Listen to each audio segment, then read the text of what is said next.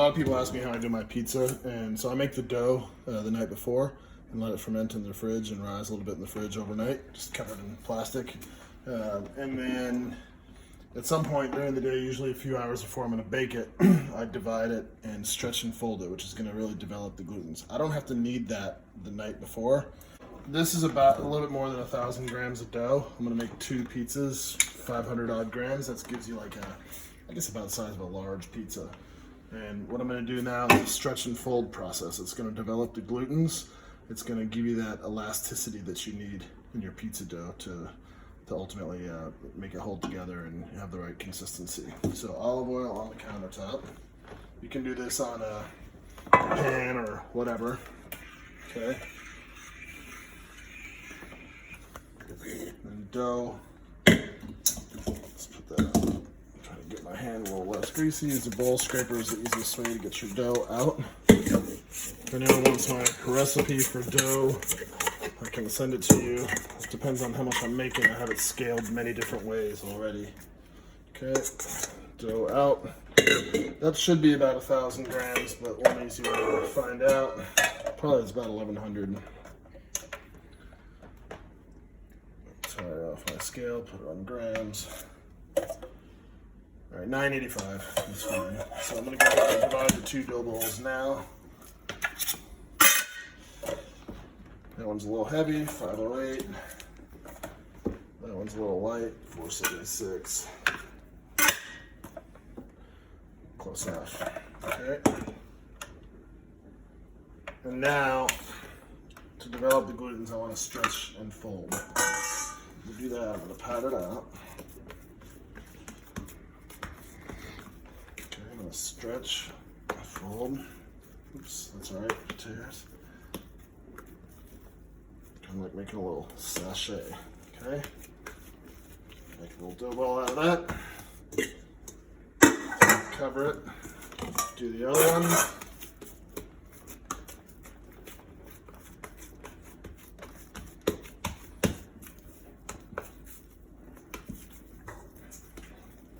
Okay. I'm going to do this 4 times at 5-minute intervals. Okay, so Alexa, set timer for 5 minutes. I'll put a 1 there so I know that I've done it once. Okay, and I'll come back in a little while. All right, so I've done this 3 times. I want 4. So I'm gonna do 1 final. And as I said, I'm making 2 pizzas. I didn't add any more oil. And if I need the oil so it doesn't stick, I'll use it. But on this last time, I want to use as little oil as possible because I want these dough balls to actually hold together, and see how they don't really do that well if they're really oily. So, because the final one should be a ball. Okay, so push that out. Turned it because the seam's on that side. I'll bring that in. Okay, make a little envelope again. Okay, and I'm gonna really try to make that a dough ball and try to make it stick. It doesn't have to be perfect, but the less perfect it is, the less round your pizza's gonna be when the time comes to make it. Now I got these dough balls, and I put them in the bowls that I used here. Okay, reuse this plastic. And I'm gonna cover that one with plastic, and then I'm gonna put those, I'm putting these in the oven in about 4.5 hours. No, 3.5 hours. So 3 hours is pretty good. I'm gonna put them in a cool part of the house. I've got a mud room that's just probably 10 degrees colder than room temperature. And that's where I like to set them for 3 hours. I could keep it at room temperature. If it was the middle of the summer, it'd be a little too hot. But you know, 60 to 70 degrees is fine. And then they'll balloon up, and then we'll show you the next stage of how I roll them out or stretch them out. Okay, so this has been proofing the cool area for a few hours. Actually brought it a little bit warmer for the last 15 minutes, and it bloomed up a little bit. You can see how it rose quite a bit. So now it's kind of a technique that I've developed that I think works really well if you're gonna roll it. Yeah, I usually use all-purpose flour. This is actually 00 pizza flour, so I'll probably hand stretch one because the glutens will develop a little bit better. But if you're using all-purpose, which I usually do, it's just easier to have one flour. I like to roll it. I think I like to roll it anyway. We're going to do a little test tonight. But the best way to get it out of here and to roll it perfectly and get it on the peel is put some flour on top. Just a little bit more, right? Like that. And take your bowl scraper. Everyone should have one of these. You saw it earlier. And rotate the bowl as you push that flour down underneath, right?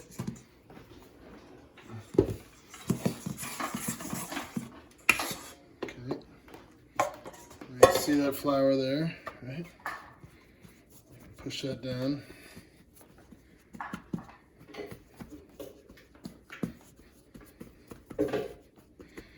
I usually turn it over. Okay, push it out a little bit. And roll.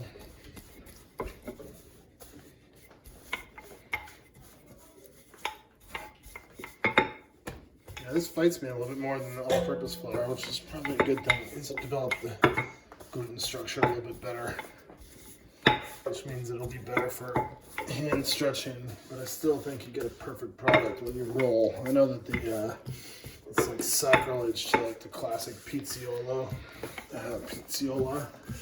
but I think rolling is pretty awesome. And when I was in high school and I worked in an Italian, red sauce Italian restaurant, I would either wash dishes or make pizzas. We made pizzas there, we rolled them. And Champaign, Illinois is known for super thin crust pizzas. Like that, you can only get it that thin and perfect if it's rolled. I'm gonna bring it over, put it on my peel, dress it. You always want to use a ladle, so you can put a couple ladles of the sauce down. We like a lot of sauce in our household. Make sure you don't get the sauce on the peel, because then it's going to stick and be hard to get off. If you're going to get it on the peel, get it on this side, don't get it on that side. The closer you go to the edge, the less of a bubbly crust, like big crust you're going to have. But again, you got to be careful. This sauce is not the one that I made today. This one I had in the freezer, and this is canned tomatoes, garlic, fresh garlic. You just cook a little bit of garlic in olive oil and put it in with some canned tomatoes, salt, a little bit of vinegar, and like a splash of vinegar, and some oregano, and you got pizza sauce. This is just store-bought mozzarella cheese, like the 1 pound block. If you put it in the freezer for an hour, you can much more easily slice it like this. If you don't put it in the freezer and try to slice it, it's gonna be hard to get it thin. And grating it, forget it. It's gonna get all wonky on you.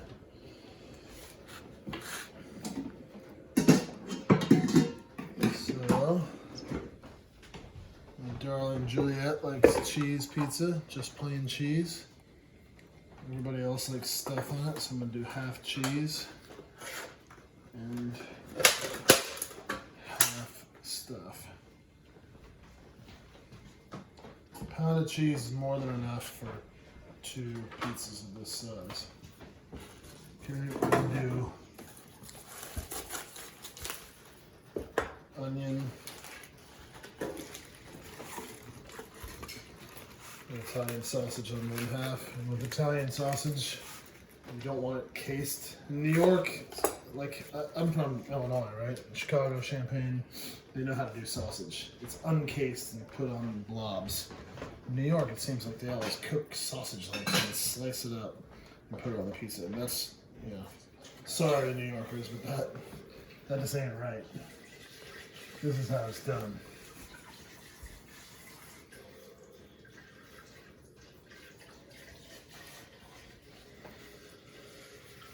And then some of these fall off when you're putting it in. They fall off onto your stone. It's alright. It's part of the price of admission. They'll burn up. You'll scrape them off later. All right. Now this is going in. Hot oven. Turn the light on so you can see a little bit better. You want to go quick. Pull that sauce. Alright. Pretty much as that one's going, I'm going to start the other one. And I'll give that one a hand stretch. If anyone wants to see, you can pause.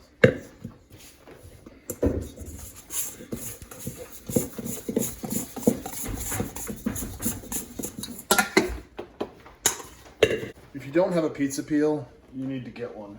If you don't have a thick pizza stone or a pizza stone, you need to get one because you can't really make good pizza without a stone and a peel. You're just not going to be able to transfer it onto the stone if you don't have a peel, a big paddle there. And if you don't have a stone, it's just not going to get hot enough cooking out in the pan. Alright, so let's see what we got here. I haven't done this in a long time. I'm going to pull it with my fists. And I think because of the elasticity of this double O flour, I'm going to have some success, but we'll see. Go around the edge first because that's where it gets the thickest. You can see windows in the middle if you're not careful.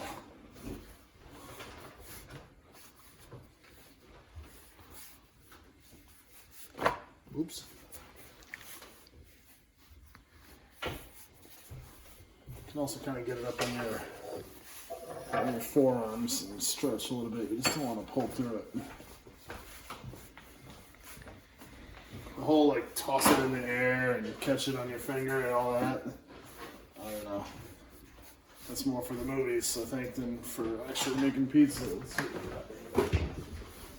I like that bubble. It's stretched out pretty well, although I can see a really thin spot there and it's a little thicker over here, so let me pull it a little bit more here.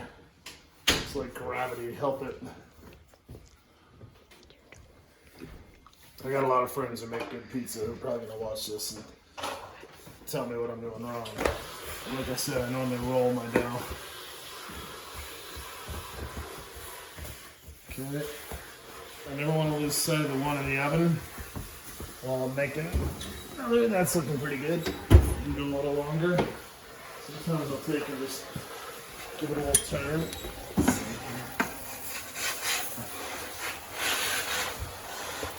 Turn. There's a roll of pizza sausage there that we'll grab.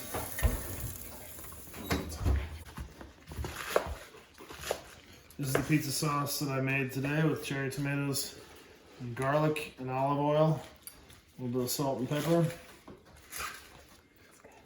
Broiled it and then hit it very lightly in the blender. And we're going to put the cheese on top of the toppings on this one. Switch it up a little. Put the onion down first. Sometimes if Totono's in Brooklyn, they used to have an outpost in Yonkers. Put the cheese down first, then the sauce, which was kind of cool. I did that a couple times. But I think sometimes the onions underneath the cheese is a nice touch too. I generally put the cheese on top. I'll do mushrooms on top of that. Let's see how it goes. The more stuff you have on top of the cheese, the more falls off from the stone. Speaking of the stone, it's looking pretty good. It's almost there. We'll be able to do a quick swapperoo.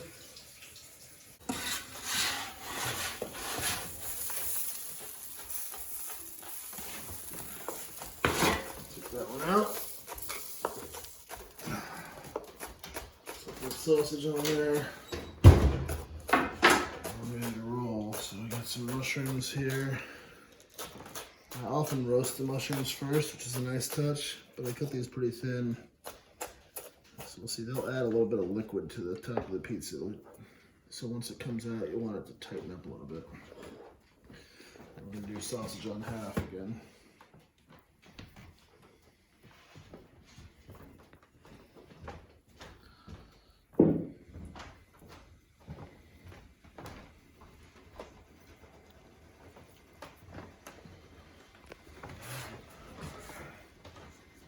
Mushrooms.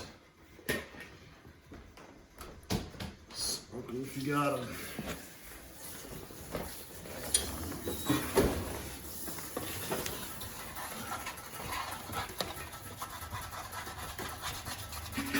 wiggle.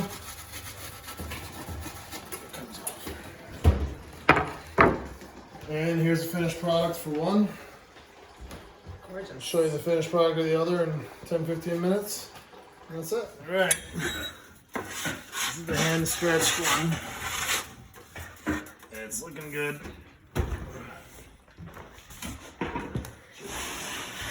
So hand stretched versus rolled. You can see the consistent thinness through the roll, and the cheese will come out to the edge. With the hand stretched, you're always going to have a little bit more of a crust. There's no two ways about it. So we'll eat them and be the judge. I still think I like rolled, but the traditionalists will like the hand stretched. And if you don't cook your mushrooms ahead of time, you're going to get a little bit of liquid on the top, so let that rest for before you slice it.